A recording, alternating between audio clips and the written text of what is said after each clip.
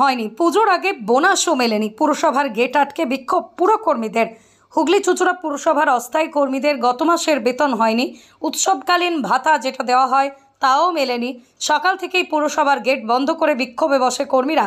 পুরসভার ভিতরে যারা কাজ করেন সেই কর্মীদের কাউকে ঢুকতে দেওয়া হয়নি। পুজোর সময় বেতন বোনাস না পেলে তাদের চলবে কি করে? তাই পুরসভার গেটে বিক্ষোভ করছেন দাবিস্তা অস্থায়ী কর্মীদের। প্রতি মাসেই চুঁচুড়া পুরসভার বেতন নিয়ে টালবাহানা চলে। 2000-এর অধিক অস্থায়ী কর্মীর বেতন জোগাতে হিমশিম খেতে হয় পুরসভাকে। অগাস্ট মাসের বেতন এখনও হয়নি। যেসব অস্থায়ী কর্মী বাইরে কাজ করেন তাদের চেয়ারম্যানকে ডেপুটেশন, জল ও সাফাই বিভাগ বন্ধ করে দেওয়া আন্দোলন চলছে। গতকাল সদর মহকুমা শাসক কর্মীদের ডেকে আলোচনা করে সমস্যা মেটানোর কথা বলছিলেন। আজ সকাল থেকেই পুরসভার অচল করে চলছে বিক্ষোভ। পুরসভার চেয়ারম্যান, কাউন্সিলরদের শুটার প্রশিক্ষণ আছে সল্টলেকে, সেখানেই গেছেন সবাই। এদিকে বিক্ষোভের জেরেই পুরসভার সব দপ্তর বন্ধ। মাইনা ঠিক মতন দেয় না। তার মধ্যে হলো আমাদের সামনে পুজো আছে, জিতে পরব আছে, তার মধ্যে আমাদের ধরো বাড়ি ঘর ভাড়াই থাকি আমরা, সেটাও আছে। ঠিক আছে, আমাদের মাইনা বোনাস একবার ইচ্ছায় আমরা কাজ করবো না, তাহলে অফিসে কাউকে কাজ করতে দিব।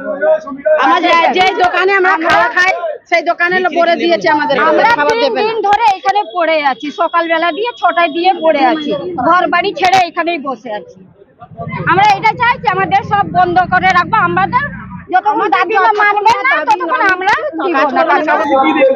পুরসভায় এসেছি আমরা কাজে যোগদানের জন্য। প্রতিনিয়ত আমাদেরই অস্থায়ী কর্মচারী ভাইয়েরা তাদের দৈনিক মজুরি এবং তাদের যে উৎসবকালীন ভাতা সেগুলো পাওয়ার জন্য, তাদের দাবি দেওয়ার আদায় করার জন্য তারা পৌরসভার গেটে সম্মিলিত হয়েছে।